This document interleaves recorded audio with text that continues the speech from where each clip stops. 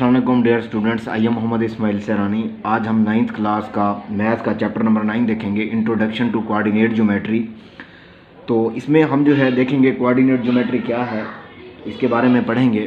तो सबसे पहले इस चैप्टर में डेफिनेशंस हैं दो, जो हम इसको देखते हैं और कोऑर्डिनेट ज्योमेट्री की डेफिनेशन भी देखते हैं भाई कोऑर्डिनेट ज्योमेट्री क्या है। तो सबसे पहले हमारे पास प्लेन ज्योमेट्री। सवाल ये है कि जो प्लेन ज्योमेट्री है, प्लेन का क्या मतलब है। प्लेन एक फ्लैट सरफेस होती है, एक सतह होती है, जो हमवार सतह होती है, उसे हम प्लेन कहते हैं।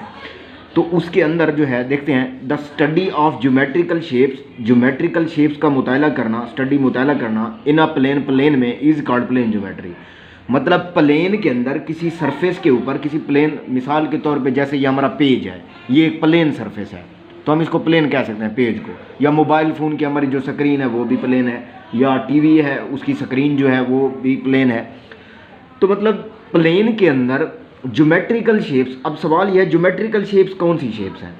ज्योमेट्रिकल शेप्स में हमारे पास सर्कल आता है, हमारा जो सर्कल होता है, दायरा होता है, स्क्वायर मुरब्बा होती है, जो फिगर है, डायग्राम होती है हमारे पास, और रेक्टेंगल है, मुस्ततील जिसे कहते हैं, ट्राइएंगल मुसल्लस होती है, पैरेललोग्राम होती है, रोम्बस होती है। तो रोम्बस के बारे में भी हम तकरीबन 10वें या 11वें चैप्टर में पढ़ेंगे। तो ये है the study of geometrical shapes. मतलब इन सारी किसका, इन सारी फिगर्स का, इन सारी शेप्स का अगर हम प्लेन के अंदर मुताला करते हैं, यानी कि मिसाल के तौर पे जैसे मैं ये जो है ना, यहाँ पे एक स्क्वायर या रेक्टेंगल, देखें ये रेक्टेंगल है, ये मैंने रेक्टेंगल बना ली है, मैं यहाँ पे इसको स्टडी करता हूँ भाई इसकी जो लेंथ है ये कितनी है, ये इसकी विड्थ है, ये विड्थ, और ये इसकी लेंथ जो है ये कितनी है इस पेज के ऊपर, इस सरफेस के ऊपर, इस प्लेन के ऊपर। तो इसका मुताला, इसको भाई इसकी लेंथ कितनी है, इसकी विड्थ कितनी है, जब मैं इसको स्टडी करूँगा तो इसका मतलब है ये प्लेन ज्योमेट्री है। तो प्लेन ज्योमेट्री के अंदर ज्योमेट्रिकल शेप्स को क्या किया जाता है, स्टडी किया जाता है। उसके बाद है कोऑर्डिनेट ज्योमेट्री। तो कोऑर्डिनेट ज्योमेट्री क्या है, the study of geometrical shapes. ये भी ऐसे ही है, ज्योमेट्रिकल शेप्स को स्टडी करना इन द कार्टेशियन प्लेन। जब हम ज्योमेट्रिकल शेप्स को कार्टेशियन प्लेन के ऊपर, कार्टेशियन प्लेन का मतलब है कोऑर्डिनेट प्लेन, जो हमारे पास दो स्ट्रेट लाइन से बनती है, जैसे ये हमारे पास वाई एक्सेस है, ये हमारे पास एक्स एक्सेस है, तो ये जो प्लेन बनती है इसे हम कोऑर्डिनेट प्लेन या एक्स वाई प्लेन या कार्टेशियन प्लेन कहते हैं। इसके अंदर जब हम इसको ज्योमेट्रिकल शेप्स को स्टडी करेंगे तो उसे हम कहेंगे कि ये कोऑर्डिनेट ज्योमेट्री है। आगे इस चैप्टर में हम सीखेंगे भी सही कि रेक्टेंगल है या ट्राइएंगल है, इस प्लेन के ऊपर, इस एक्स वाई प्लेन के ऊपर कैसे बनती है वो कोऑर्डिनेट्स के ज़रिए। 8वें चैप्टर में भी मैंने जो है ना लेक्चर में बताया है कि कोऑर्डिनेट क्या होते हैं। हमारे पास कोऑर्डिनेट्स क्या हैं। फ़र्ज़ करें कि एक पॉइंट P है, उसके अंदर दो कोऑर्डिनेट हैं, एक x होता है, एक y होता है, और ये पॉइंट P है, तो फ़र्ज़ करते हैं कि ये 2 है और ये 5 है। इसका मतलब है इसका x कोऑर्डिनेट 2 है और y कोऑर्डिनेट इसका जो है वो कितना है, 5 है। तो ये हमारे पास क्या होते हैं, कोऑर्डिनेट्स होते हैं, इनको हम कोऑर्डिनेट्स कहते हैं, x कोऑर्डिनेट और y कोऑर्डिनेट। तो और इस x कोऑर्डिनेट को हम ऑर्डिनेट कहते थे, और y कोऑर्डिनेट इस x कोऑर्डिनेट को हम एब्सीसा कहते हैं, और इस y कोऑर्डिनेट को हम ऑर्डिनेट कहते हैं। ये पहला एब्सीसा होता है, ये ऑर्डिनेट होता है। तो ये कुल मिला के ये सारे दोनों क्या होते हैं, कोऑर्डिनेट्स होते हैं हमारे पास। तो ये हमारे पास दो डेफिनेशंस हैं, इसको हम इनके ज़रिए हम जो है ना डिस्कस करेंगे। रेक्टेंगल या ट्राइएंगल को भी इस प्लेन के ऊपर, इस कार्टेशियन प्लेन के ऊपर बनाएंगे, इसको सीखेंगे।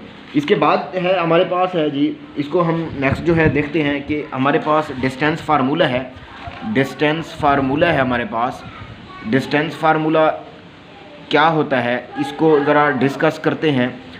कि अगर हम देखते हैं कि इस कार्टेशियन प्लेन के ऊपर हमारे पास जो है, आज जो है ना, आज अंधेरी जो है ना इस रूम में भी जो है ना है आ गई है।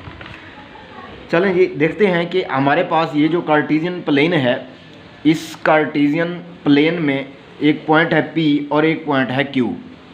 तो इस पॉइंट P, ये जो हमारे पास है पॉइंट P है, जिसके अंदर कोऑर्डिनेट x1 और y1 है, दूसरा पॉइंट Q है, उसमें x2 और y2 है। अच्छा, ये मैंने x1 y1 x2 y2 क्यों नाम दिया है, क्योंकि ये पॉइंट पहला P1 है, समझ लें कि ये Q दूसरा है पॉइंट। तो ये कार्टेशियन प्लेन के ऊपर ये एक पॉइंट ये है, एक पॉइंट ये है, एक को हमने नाम दिया, इसमें एक्स वाई होते हैं तो पहले पॉइंट के लिए x1 y1 कर दिया, दूसरे के लिए x2 y2 कर दिया। इनके दरमियान ये जो d है ये डिस्टेंस है। तो let p into x1 y1 and x2 y2 be 2 points on the Cartesian plane where d is the distance between them, और ये इनके दरमियान डिस्टेंस है। तो नेक्स्ट जो है इसमें हम ये देखेंगे कि 2 पॉइंट्स हमें दिए गए होंगे। फ़र्ज़ करें कि एक पॉइंट ए दिया गया है, उसके 2 और 3 ये है पॉइंट है, बी पॉइंट दिया गया है, उसके 3 है और ये 7 है या माइनस का 7 है।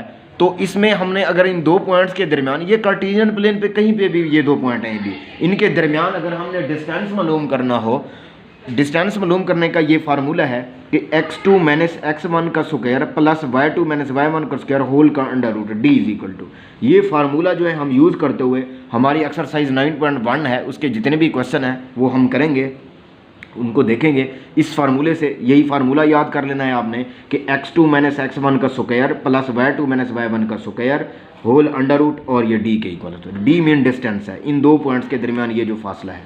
तो हमें क्वेश्चन 1 में भी हमें ऐसे ही पॉइंट्स दिए गए हैं बहुत सारे, उनमें जो है हमने डिस्टेंस फाइंड करना है। बहुत ही इजी सवाल है, बहुत ही इजी सवाल है। ये देखें पहला क्वेश्चन हमें दिया गया है 9.1 का, find the distance between the following pairs of points A B 9 2 7 2। इसका मतलब है ये जो ए है इसका ये x है ये y है, इसका मतलब पहले पॉइंट को ये a है इसको x1 इसको y1 का नाम देंगे, ये x2 और ये y2 हो जाएगा। फिर उसमें वैल्यूज़ पुट कर देंगे सिंपल। इंशाल्लाह जो है इसको नेक्स्ट लेक्चर में जो है ना हम ये क्या करेंगे, इसकी वैल्यूज़ देखेंगे और इस क्वेश्चन को हल करेंगे। बहुत ही इजी है ये क्वेश्चन जो है ना, बहुत ही ईजी है। पहला क्वेश्चन है a इंटू, अगर हम देखें इसको सॉल्व करना चाहें तो यही क्वेश्चन है, इसको देख लेते हैं कि d is equal to under root, अब फार्मूला है x2। अब x2 का मतलब है कि ये जो है ना, ये जो है x2, अब देखें पहले पॉइंट में ये पहला x होता है तो इसको x1 का नाम दे देंगे, y होता है पहले दूसरा तो इसको y1 का नाम दे देंगे। दूसरे पॉइंट के लिए ये x2 बन जाएगा और ये हमारे पास क्या बन जाएगा, y2 बन जाएगा। तो इसको जो है हम देखते हैं। अब फार्मूला है x2 का मतलब है हमारे पास 3 है, x2 माइनस x1 का मतलब है 2, इसका स्क्वायर ले लेंगे, प्लस y2 कितना है, y2 हमारे पास क्या है, प्लस का 7 रख लें। चलें जी नेक्स्ट नेगेटिव वाली वैल्यूज़ ले लेंगे, प्लस का 7 है तो ये क्या आ जाएगा, y2 हमारे पास ये है, माइनस y1 कितना है, ये 3 है, तो ये इसका स्क्वायर आ जाएगा। अब देखते हैं कि 3 माइनस 2 करेंगे तो कितना बचेगा, 1, इसका स्क्वायर ले लेंगे, प्लस 7 में से 3 माइनस कर देंगे तो 4 बच जाएगा। तो ये इसका भी क्या ले लेंगे हम, स्क्वायर, ये अंडर रूट आ जाएगा। d इज इक्वल टू, अब देखें 1 का स्क्वायर 1 होता है, प्लस 4 का स्क्वायर क्या होता है 16 होता है, ये अंडर रूट आ जाएगा तो 17 अंडर रूट, ये d इसका डिस्टेंस आ जाएगा। सारे सवाल ऐसे हैं, जितने भी क्वेश्चन इस एक्सरसाइज के दिए गए हैं बिल्कुल इसी तरह इसी फार्मूले से करने हैं, बहुत ईजी हैं। इंशाल्लाह नेक्स्ट लेक्चर में, सेकंड लेक्चर में पूरा क्वेश्चन हम सॉल्व कर लेंगे।